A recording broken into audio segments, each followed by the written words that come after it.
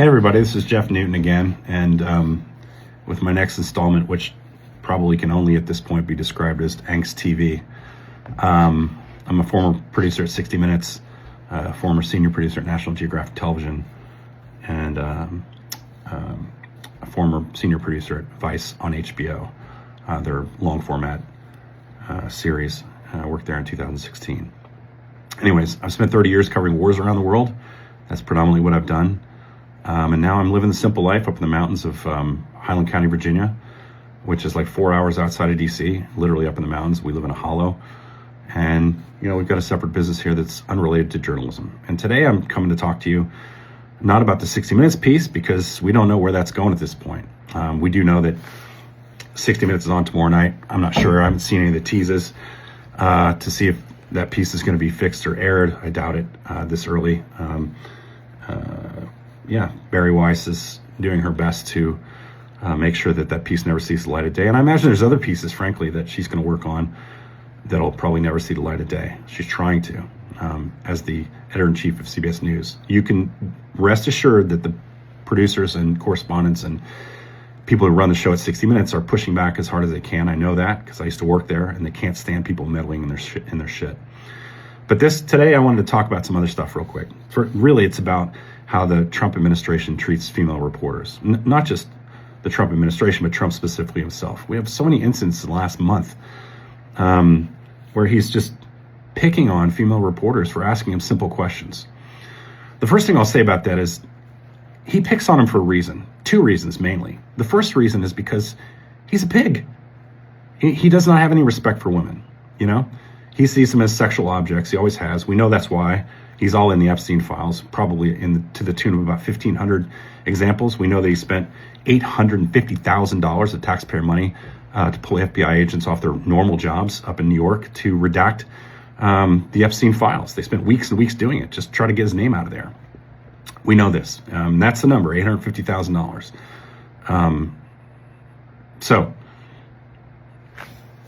I think that, it's pretty important to understand that he treats them that way because that's just, it seems to be how he's brought up, I guess. And, just goes to show being rich doesn't mean you have any class. But he does it. He's referred to female reporter as piggy. He routinely calls female reporters ugly, stupid. He's done that more than one occasion last month. ABC reporters, CBS reporters, Bloomberg News reporters, New York Times female reporters, even when they were working on a staff story with another male to them, he always referred to the female. That's his thing. So, that's just his modus operandi. And he does it because, he's the guy who paid six figures to Stormy Daniels, allegedly not so he could steal the election, but because, I don't know, maybe she was a friend or something. I'm not really quite sure why I paid him. He doesn't even probably remember at this point, right? But that's what he does. And the second reason he does it is because he's trying to discredit the questions they're asking. They're asking good questions, hard questions. And when you ask hard questions, his normal operational response is to call something fake news and then to insult the reporter. And it's always a female reporter that he leaves the best insults for. Can you imagine calling a reporter piggy? And, my question to him would be, is this how you believe it's okay to talk to women? Is that what you teach your daughters, or would you be okay with that if he spoke to your wife or daughters that way, right? Somebody spoke to your wife or daughters that way, called them piggy, called them ugly, called them stupid. But that's what he's doing on a daily basis, right? Caitlin Collins, wants to pull her credentials, because she's asking tough questions. CNN's Caitlin Collins. I have some advice for these press corps people, when he does that, first of all, even the sycophants in the room, because we know there's a ton of Trump sycophantic reporters that are there. They've basically put tons of conservative media in those newsroom White House press briefings because they want softball questions. But when they say things about female reporters and Trump says something, have some respect and ask follow-up questions like, Mr. President, why do you always say something's fake news when somebody asks you a question? Mr. President, can you please just answer the question this person asked? Mr. President, why do you feel it necessary to insult females all the time when they're asking you questions? So just have those in your back pocket so you're not scared to ask them, and don't be afraid. Nobody's going to be upset with you because you asked tough questions, or, push back. Have some respect for the profession and for your fellow colleagues. I think the world is waiting for you all to start pushing back on him in an appropriate way when he gives disrespect to everybody else. I mean, and you don't have to be a dick about it. You can just say, Mr. President, why do you say fake news every time some female asks you a question? Why, Mr. President, do you say somebody's ugly when they're asking you a question? Why, Mr. President, do you think that it's okay to speak to females this way? Is this how a U.S. statesman, the leader of the free world, should be talking to women? Do you think it sets a good example to the world, Mr. President, that you speak to reporters and journalists this way when all they're doing is their job by asking you tough questions? Mr. President, are you not up to the task of answering hard questions in a way that is not derogatory to the people asking them? I mean, you are the President of the United States. You're supposed to be able to sort of juggle that stuff and be able to answer them. Why does it seem so hard for you?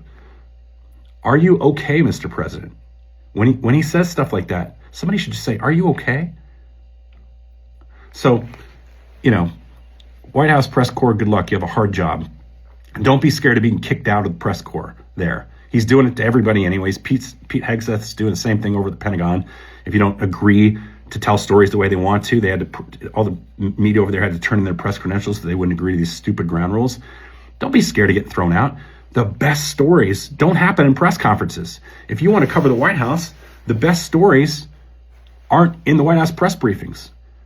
We all agree that 60 Minutes is one of the best storytelling news organizations that broadcast journalism has ever had. Would you agree that PBS Frontline does some of the best stories about the world that we live in each and every week? Let me tell you where they're not. They're not in White House press briefings because the stories seldom get broken there. You're standing in front of people like Carolyn Levitt who lie for a living, who, when asked about the Miss Piggy comment, she said, well, the president's just being frank and honest. I mean, it's okay for him to call somebody a piggy, right? Almost like Miss Piggy, which seems kind of ironic coming from little blonde Caroline Levitt standing up there. Sorry about that, Caroline. That was low blow, but I mean, come on, really.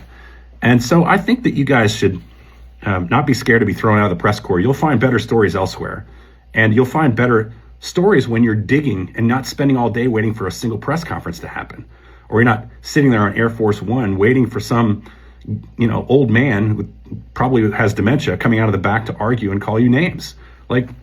You can cover the White House without being in the White House, and you're tearing it down anyways, most of it. So, you're limited where you can even travel. So don't be scared to be thrown out. Your colleagues will respect you if you push back when somebody demeans you like that.